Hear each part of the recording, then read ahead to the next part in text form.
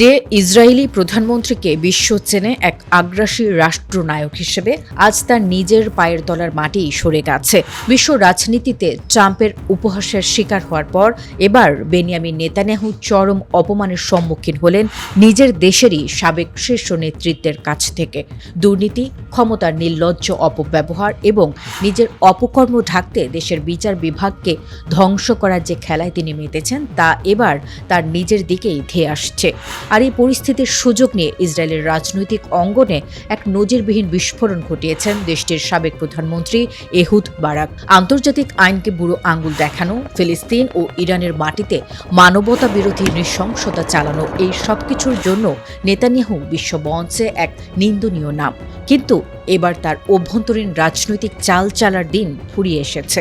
নিজের ক্ষমতা আর চেয়ার বাঁচাতে তিনি যেভাবে দেশবাসীকে জিম্মি করছেন তাতে খোদ তেল আবিবের রাজনীতিতেই এখন আগুন জ্বলছে। সতীর্থরা তাকে এখন আর ত্রাণকর্তা ভাবছে না, বরং তাকে দেখছে এক বড় বিপর্যয় হিসেবে। বার্তা সংস্থা আনাদোলুর একটি প্রতিবেদন সারা বিশ্বে চাঞ্চল্য তৈরি করেছে।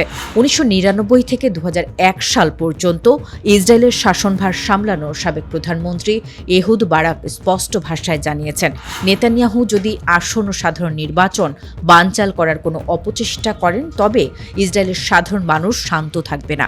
দেশের সার্বভৌমত্ব রক্ষা করতে তারা লাঠি ও পাথর তুলে নেবে এবং এই স্বৈরাচারী শাসককে পিটিয়ে ক্ষমতা থেকে বিতাড়িত করবে।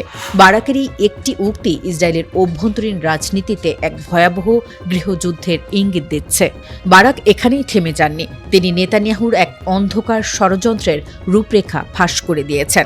তার দাবি, নেতানিয়াহু ইচ্ছা করে লেবাননের মাটিতে একটি বড় ধরনের সামরিক আগ্রাসন চালাতে পারে।